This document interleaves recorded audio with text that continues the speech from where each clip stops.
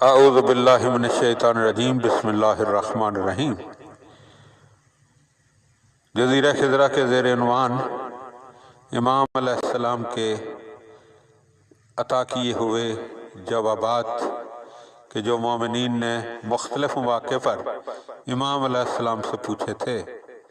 سوال کیا گیا کہ ایک شخص کو کوئی کام درپیش آئے مگر جب اس کی سمجھ میں نہ آتا ہو کہ وہ اسے کرے یا نہ کرے تو وہ کیا کرتا ہے؟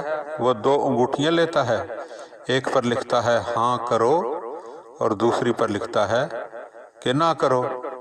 پھر کئی بار دعائے استخارہ پڑھتا ہے، اس کے بعد ان انگوٹھیوں میں سے ایک کو اٹھاتا ہے اور اس پر جو لکھا ہوتا ہے اس پر عمل کرتا ہے۔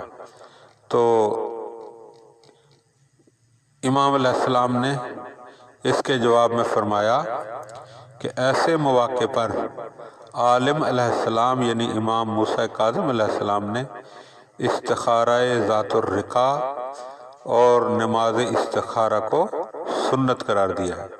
یعنی ایسے مواقع پر جب انسان جو ہے وہ متردد ہو، اسے سمجھ نہ آ رہی ہو کہ مجھے یہ کام کرنا چاہیے یا نہیں کرنا چاہیے، تو اسے استخارہ ذات الرقاع اور اس کے ساتھ ساتھ نماز استخارہ پڑھنا چاہیے، کیونکہ یہ عمل سنت ہے۔ پھر امام علیہ السلام سے سوال کیا گیا کہ نماز جعفر طیار علیہ السلام کس وقت پڑھنا افضل ہے اور کیا اس نماز میں قنوت ہے؟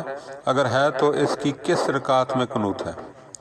تو آپ نے جواب میں ارشاد فرمایا اس نماز کے پڑھنے کا افضل ترین وقت بروز جمعہ ہے اور دن کے ابتدائی حصے میں ہے۔ ویسے جس دن چاہے صبح یا شام جس وقت چاہے اس کا پڑھنا جائز ہے، اور اس نماز میں 2 مرتبہ قنوت ہے، ایک دوسری رکعت میں قبل از رکوع اور دوسرا قنوت چوتھی رکعت میں قبل از رکوع ہے۔ اللہم صلی علی محمد و آل محمد۔